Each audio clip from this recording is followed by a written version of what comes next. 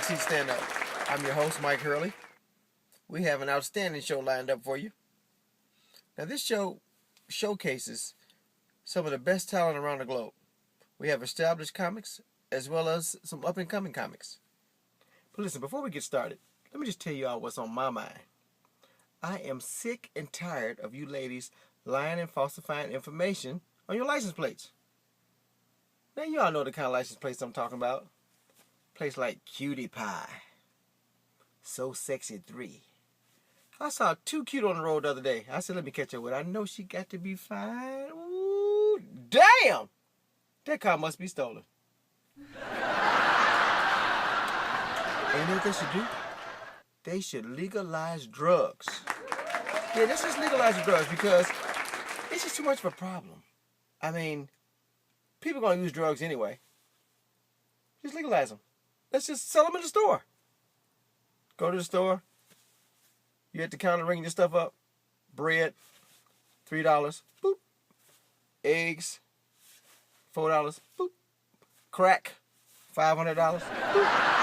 Yes, sir. Your total will be $859.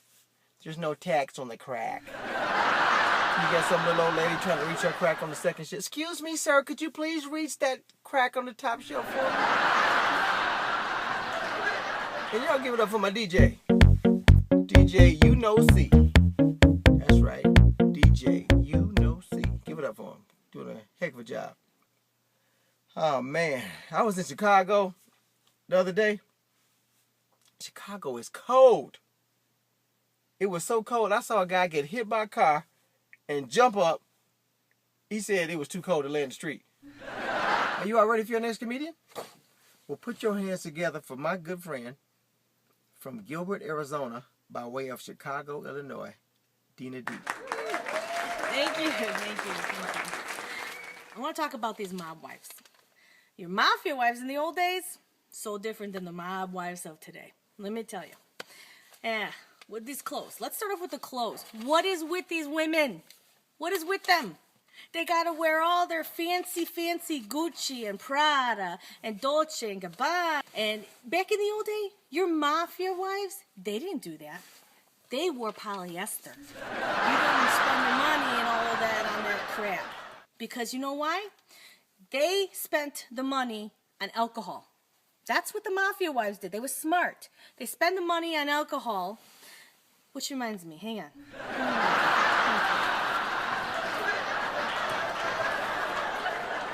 Red wine, perfect. I just made it. It's good. Anyway, where was I? Oh yeah, mafia wives.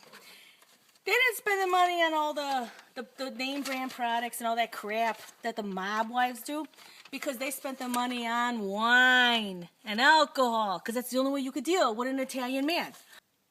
Italian men think they're tough. They act tough, they look tough, they wear all the hot items and they have to look like they know what they're doing and they're tough guys and they want to all be gangsters. You could sit there and you could kick them in the face, kick them in the teeth, whatever. You could stab them in the thigh with a knife. You could shoot them in the arm with your gun and they won't cry. Okay? They don't cry because they got to be tough guys because they're the gangsters. No. Let me tell you what brings a man down, what brings an Italian man down. They will start to cry the moment that those chest hairs get stuck in the gold chain. Crazy stuff. And those women, they look so terrible today, the mob wives. I don't get that. Their faces and their bodies, they look like they've been beat with a bag of nickels.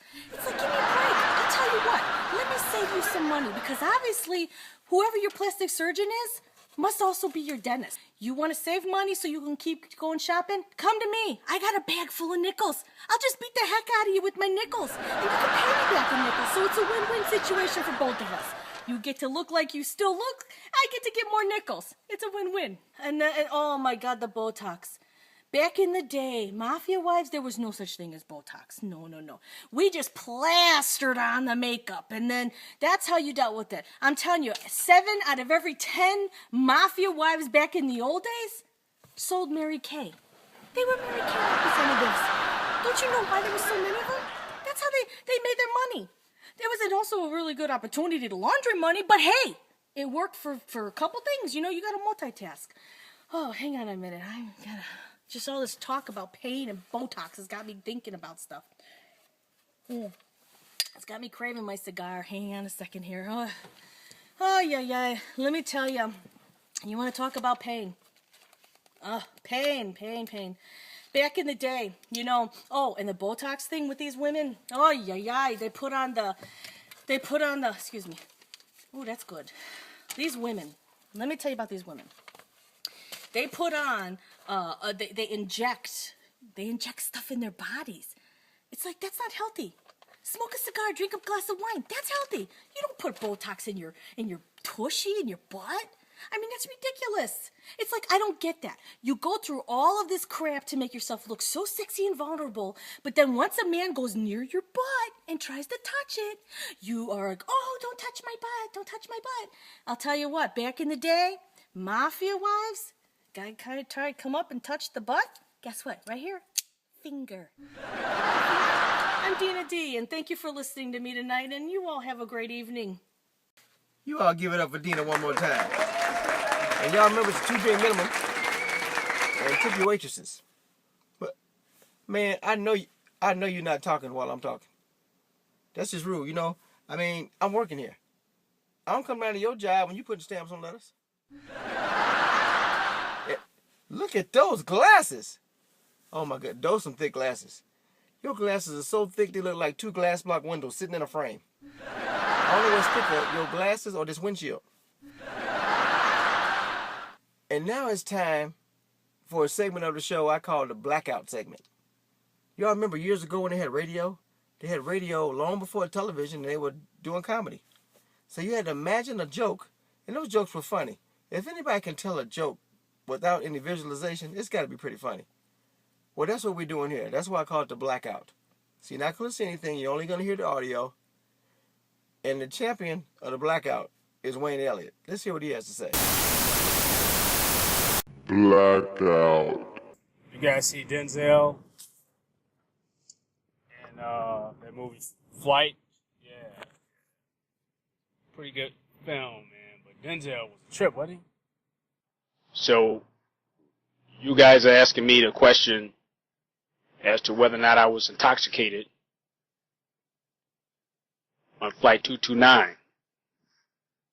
Okay. All right. Well, the truth of the matter is that I was drunk on that day. I was drunk. That's why I was flying it upside down. I mean, you know, who flies a plane upside down, okay, unless you're drunk, okay? Yeah, I'm not proud of it, okay? But yes, I was drunk, okay? You know, last night, I was drunk, okay? Hours leading up to the flight. 3 days before that, I was drunk. All right, okay. You know, the night before the flight, I hung out with one of the stewardess. We had a good time, okay? Consenting adults, that's my business, okay? And, you know, we did a few lines of coke, okay? So big deal. You know, I had a couple of drinks. Yeah, the morning of the flight, I made myself a couple of screwdrivers. Okay, we did a couple of lines. I had 2 or 3 screwdrivers. Okay, with some little vodka. I like vodka. Okay, nothing wrong with that. You know, I'm a grown man. I make good money. I want some vodka. I get good vodka. Okay, I import my vodka from Finland. All right. Okay. All right. So we did a couple of lines. I had had a couple, 2 or 3 drinks. You know, right before takeoff, I smoked a joint. So what? Okay. And then before the plane left the tarmac, I popped a couple of PCP pills. All right. So what? What's the big deal? You know, you guys making a big thing out of this. Like it's something special, okay? All right.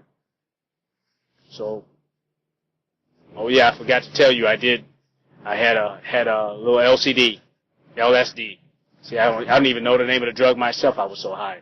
I'm high right now. Okay. I did all that before the plane took off. You know. You don't want me to get into what I did while we were in the flight. Okay. So there you go. Boom. That's the whole story. All right. All right. Okay. Okay. Okay. You all give it up for Wayne one more time. That's a funny guy. Now, unfortunately, some of you all out there in my audience have no business driving at all. I mean, some of you are trying to drive from the back seat. Rear it all back. Listen, if there's going to be any driving from the back seat, that's going to be done by us. Because this is Backseat Stand Up. And drive safely. Buckle up.